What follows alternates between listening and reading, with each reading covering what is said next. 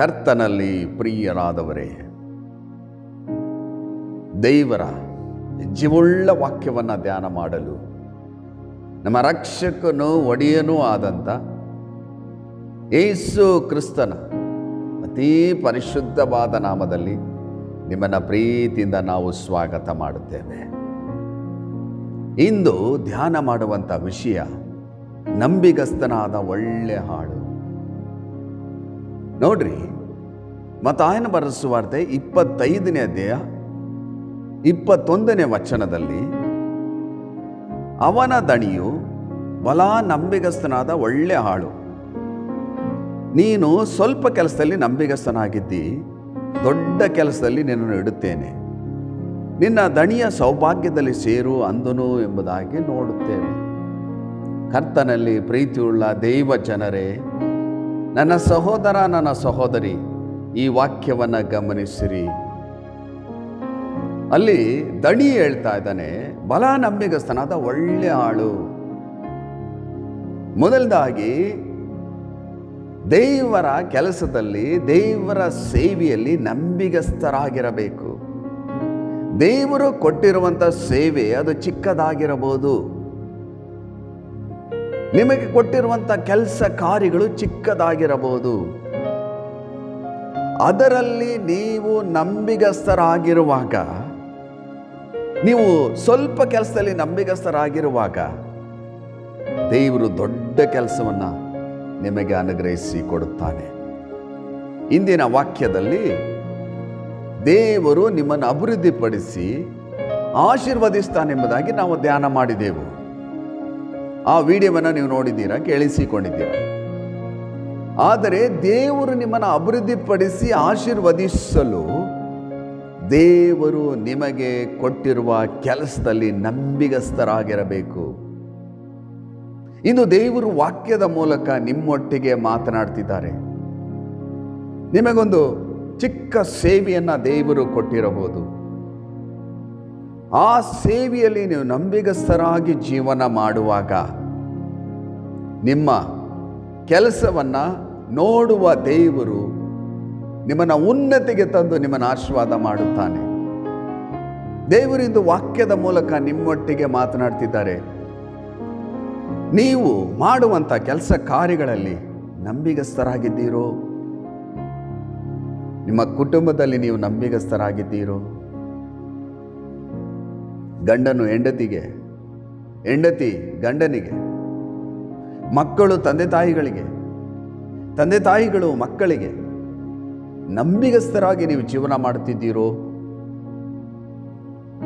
ನೀವು ಕೆಲಸ ಕಾರ್ಯಗಳನ್ನು ಮಾಡಬಹುದು. ಆ ಕೆಲಸ ಕಾರ್ಯಗಳಲ್ಲಿ ನೀವು ನಂಬಿಗಸ್ತರಾಗಿದ್ದೀರೋ? ನೀವು ನಂಬಿಗಸ್ತರಾಗಿ ಜೀವನ ಮಾಡುವುದನ್ನು ಕರ್ತನು ನೋಡುತ್ತಿದ್ದಾನೆ.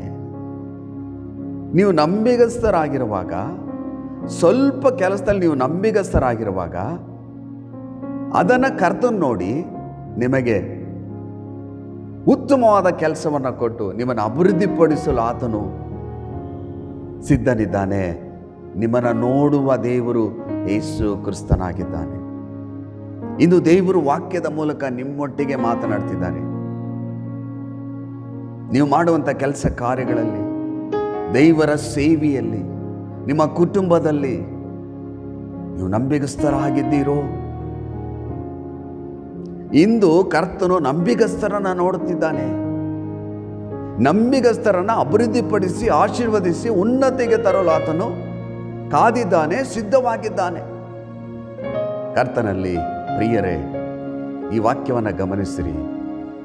ಅನೇಕ ಕುಟುಂಬದಲ್ಲಿ ಆಶೀರ್ವಾದಗಳನ್ನು ಕಾಣಲು, ಅಭಿವೃದ್ಧಿಯನ್ನು ಕಾಣಲು, ಉನ್ನತ ಸ್ಥಿತಿಗೆ ಬರಲು ದೇವರು ನಿಮ್ಮಲ್ಲಿ ನಂಬಿಗಸ್ತಿಕೆಯನ್ನು ಎದುರು ನೋಡುತ್ತಿದ್ದಾರೆ. ಅದಕ್ಕಾಗಿಯೇ ದೇವರು ಈ ವಾಕ್ಯದ ಮೂಲಕ ನಿಮ್ಮೊಟ್ಟಿಗೆ ಮಾತನಾಡುತ್ತಿದ್ದಾರೆ. ನಾವು ಸೇವೆ ಮಾಡುವ ಸಮಯದಲ್ಲಿ ಒಂದು ಚಿಕ್ಕ ಸೇವೆಯನ್ನು ದೇವರು ನಮಗೆ ಕೊಟ್ಟರು. ಆ ಸೇವೆಯನ್ನು ಕರ್ತನು ನಮ್ಮ ಸೇವೆಯನ್ನು ನೋಡಿ ಪ್ರತಿಫಲವನ್ನು ಕೊಡುತ್ತಾನೆ ಎಂಬುದಾಗಿ ಹೇಳಿ, ಆ ಚಿಕ್ಕ ಸೇವೆಯಲ್ಲಿ ನಾವು ನಂಬಿಗಸ್ತರಾಗಿ ನಡ್ಕೊಂಡೆವು. ನಾವು ಯಾವ ರೀತಿ ನಡೆಕೊಂಡುವೆಂಬುದಾಗಿ ನಮ್ಮ ಕರ್ತನು ನೋಡಿ ನಮ್ಮನ್ನು ಇಂದು ಅದ್ಭುತಕರವಾಗಿ ಆಶೀರ್ವಾದ ಮಾಡಿ ಉನ್ನತಿಗೆ ತಂದಿದ್ದಾನೆ. ಪ್ರಿಯರೇ, ನಾವು ಸಭಾ ಸೇವೆಯನ್ನು ಮಾಡುತ್ತಿದ್ದೇವೆ. ಸಾವಿರಾರು ಜನರಿಗೆ ಜೀವುಳ್ಳ ವಾಕ್ಯವನ್ನು ತಿಳಿಸುವಂಥ ಸಾಧನವಾಗಿ ಇಂದು ನಮ್ಮನ್ನು ಉನ್ನತಿಗೆ ತಂದಿದ್ದಾನೆ. ದೇವರ ಪರಿಶುದ್ಧವಾದ ನಾಮಕ್ಕೆ ಸ್ತೋತ್ರವಾಗಲಿ. ಇಂದು ದೇವರು ನಿಮ್ಮನ್ನು ಉನ್ನತಿಗೆ ತಂದು ಆಶೀರ್ವಾದ ಮಾಡಲು ಇಷ್ಟವುಳ್ಳವನಾಗಿದ್ದಾನೆ, ಸಿದ್ಧನಿದ್ದಾನೆ. ಆದರೆ ದೇವರು ಏನನ್ನ ನಿಮ್ಮಲ್ಲಿ ಎದುರು ನೋಡ್ತಿದ್ದಾನೆ ಎಂಬುದಾಗಿ ಹೇಳುವಾಗ ನಿಮ್ಮ ಕೆಲಸದಲ್ಲಿ ನೀವು ನಂಬಿಗಸ್ತರಾಗಿರಬೇಕು. ನೋಡ್ರಿ, ನೀನು ಸ್ವಲ್ಪ ಕೆಲಸದಲ್ಲಿ ನಂಬಿಗಸ್ತನಾಗಿದ್ದಿ. ಆ ಸ್ವಲ್ಪ ಕೆಲಸದಲ್ಲಿ ನಂಬಿಗಸ್ತನಾಗಿರುವುದನ್ನ ದೇವರು ನೋಡ್ತಾ ಇದ್ದಾರೆ. ದೇವರು ನೋಡಿ ತಕ್ಕ ಸಮಯದಲ್ಲಿ ನಿಮ್ಮನ್ನು ಅಭಿವೃದ್ಧಿಪಡಿಸಲು ಆತನು ಇಷ್ಟವುಳ್ಳವನಾಗಿದ್ದಾನೆ. ಮಾತ್ರವಲ್ಲದೆ ಅಲ್ಲಿ ವಾಕ್ಯದಲ್ಲಿ ಬರೆಯಲ್ಪಟ್ಟಿದೆ, ನಿನ್ನ ದಣಿಯ ಸೌಭಾಗ್ಯದಲ್ಲಿ ಸೇರು ಅಂತನು. ನಿನ್ನ ದಣಿಯ ಸೌಭಾಗ್ಯದಲ್ಲಿ ಸೇರು.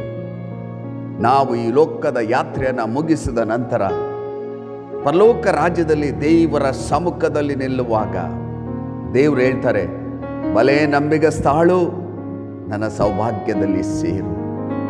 ಕರ್ತನಲ್ಲಿ ಪ್ರೀತಿಯುಳ್ಳ ದೈವ ಜನರೇ, ನನ್ನ ಸಹೋದರ, ನನ್ನ ಸಹೋದರಿ, ಈ ಲೋಕದಲ್ಲಿ ನಾವು ಜೀವನ ಮಾಡುವಾಗ ನಮಗೆ ಕೊಡಲ್ಪಟ್ಟಂಥ ಆಯಸ್ಸಿನಲ್ಲಿ, ಅವಧಿಯಲ್ಲಿ ದೇವರಿಗೆ ನಂಬಿಗಸ್ತರಾಗಿ ನನ್ನ ಕೆಲಸವನ್ನು ಕರ್ತನು ನೋಡ್ತಿದ್ದಾನೆ, ನನ್ನ ಸೇವೆಯನ್ನು ಕರ್ತನು ನೋಡ್ತಿದ್ದಾನೆ.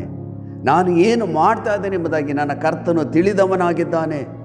ನಾನು ನಂಬಿಗಸ್ತನಾಗಿ ನಾನು ಜೀವನ ಮಾಡಬೇಕೆಂಬುದಾಗಿ ನೀವು ತೀರ್ಮಾನ ಮಾಡಿ ನಂಬಿಗಸ್ತರಾಗಿ ಜೀವನ ಮಾಡುವಾಗ ನಂಬಿಗಸ್ತರನ್ನ ಆಶೀರ್ವದಿಸ್ತಾನೆ. ನೋಡ್ರಿ, ಅಪನಂಬಿಗಸ್ತರಾಗಿ ಜೀವನ ಮಾಡುವಾಗ ಏನು ನಡೀತದೆ ನೋಡ್ರಿ. ಮತ್ತಾಯನ ಬರೆದ ಸುವಾರ್ತೆ 25ನೇ ಅಧ್ಯಾಯ 30ನೇ ವಚನದಲ್ಲಿ, ಮತ್ತು ಕೆಲಸಕ್ಕೆ ಬಾರದ ಈ ಆಳನ್ನು ಹೊರಗೆ ಕತ್ತಲೆಗೆ ಹಾಕಿಬಿಡಿರಿ ಎಂದು ಹೇಳಿದನು.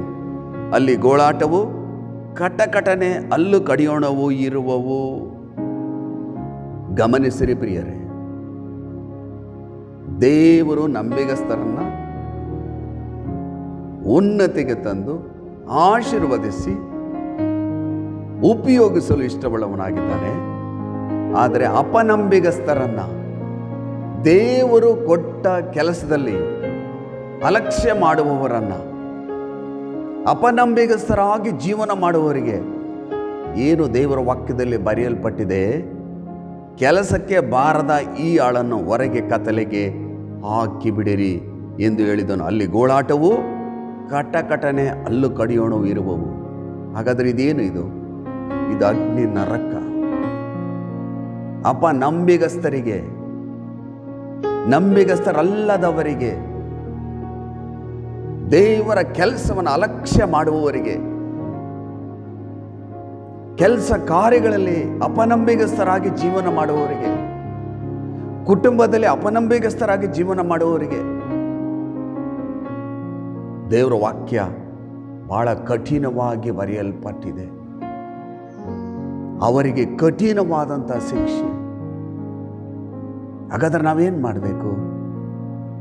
ಈ ಲೋಕದಲ್ಲಿ ಕೊಡಲ್ಪಟ್ಟಂಥ ಅವಧಿಯಲ್ಲಿ, ಕೊಡಲ್ಪಟ್ಟಂಥ ಆಯಸ್ಸಿನಲ್ಲಿ ನನ್ನ ಕರ್ತನು ಎಲ್ಲವನ್ನ ನೋಡುತ್ತಿದ್ದಾನೆ. ನನ್ನ ಕರ್ತನಿಗೆ ನಾನು ನಂಬಿಗಸ್ತನಾಗಿ ಜೀವನ ಮಾಡಬೇಕು. ದೇವರು ನನಗೆ ಕೊಟ್ಟಿರುವಂಥ ಸೇವೆ ಅಮೂಲ್ಯವಾದದ್ದು. ಅಮೂಲ್ಯವಾದ ಸೇವೆಯನ್ನು ನಮ್ಮನ್ನು ನಂಬಿ ನಮ್ಮ ಕೈಯಲ್ಲಿ ಈ ಸೇವೆಯನ್ನು ಕೊಟ್ಟಿದ್ದಾನೆ. ದೇವರ ಸೇವೆಯಲ್ಲಿ ನಾನು ನಂಬಿಗಸ್ತನಾಗಿರಬೇಕು. ಅದು ಚಿಕ್ಕದಾಗಿರಬಹುದು, ದೊಡ್ಡದಾಗಿರಬಹುದು. ನಾನು ನಂಬಿಗಸ್ತನಾಗಿ ಜೀವನ ಮಾಡಬೇಕು. ಮಾತ್ರವಲ್ಲದೆ ನಮ್ಮ ಕೆಲಸ ಕಾರ್ಯಗಳಲ್ಲಿ ನಾವು ನಂಬಿಗಸ್ತರಾಗಿರಬೇಕು. ಕುಟುಂಬದಲ್ಲಿ ನಂಬಿಗಸ್ತರಾಗಿರಬೇಕು. ನಾವು ನಂಬಿಗಸ್ತರಾಗಿ ಜೀವನ ಮಾಡುವಾಗ ಮಾತ್ರ ದೇವರಿಗೆ ಮೆಚ್ಚುಗೆ ಆಗ್ತೇವೆ. ದೇವರಿಂದ ಬರುವಂಥ ಎಲ್ಲ ಆಶೀರ್ವಾದಗಳನ್ನು ಹೊಂದಿಕೊಳ್ತೇವೆ. ಅದರ ಅಪನಂಬಿಗಸ್ಥರಿಗೆ ಕಠಿಣವಾದಂಥ ಶಿಕ್ಷೆ ಇದೆ. ಅಲ್ಲಿ ಗೋಳಾಟವು, ಕಟಕಟನೆ, ಹಲ್ಲು ಕಡಿಯೋಣವು ಇರುವುದು.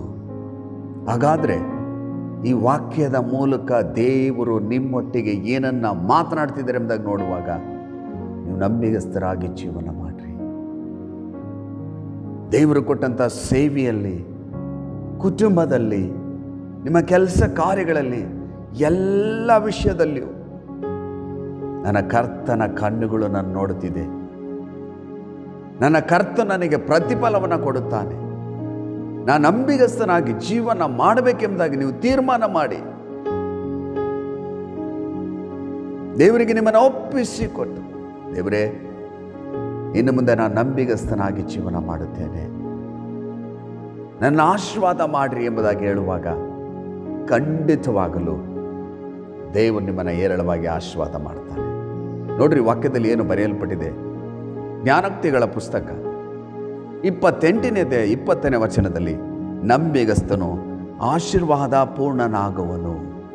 ಹಲ್ಲೆಲೂಯಾ. ದೇವರ ಪರಿಶುದ್ಧವಾದ ನಾಮಕ್ಕೆ ಸ್ತೋತ್ರವಾಗಲಿ. ಈ ನಂಬಿಗಸ್ತನು ಎಲ್ಲ ವಿಧವಾದ ಆಶೀರ್ವಾದಗಳಿಗೆ ಪೂರ್ಣನಾಗ್ತಾನೆ.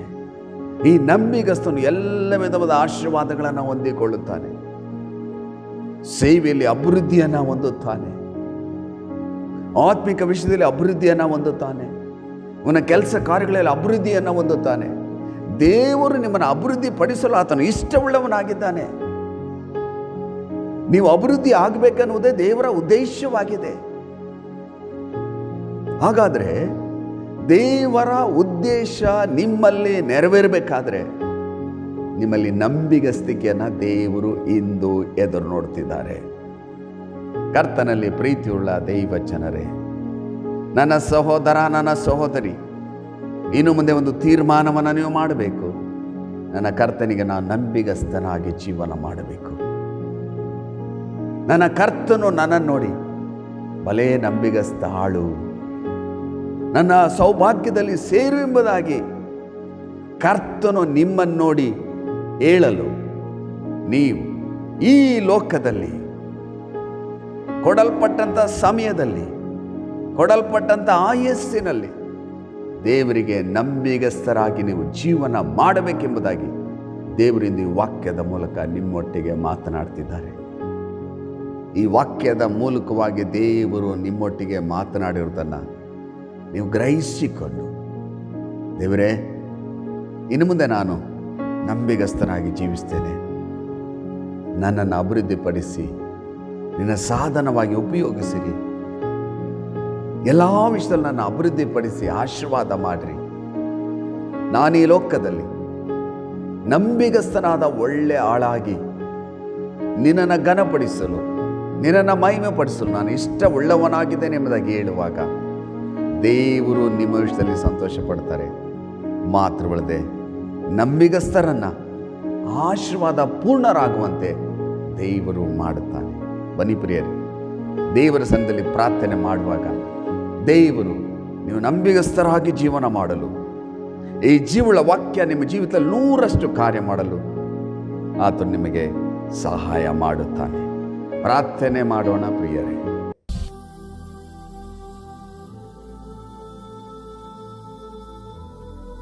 ನಮ್ಮನ್ನು ಅತಿಶಯವಾಗಿ ಪ್ರೀತಿ ಮಾಡಿದಂಥ ನಮ್ಮ ಪರಲೋಕದ ತಂದೆಯಾದ ದೇವರೇ, ಇಂದು ವಾಕ್ಯದ ಮೂಲಕವಾಗಿ ನಮ್ಮೊಟ್ಟಿಗೆ ಮಾತನಾಡಿದ್ದೀರಿ.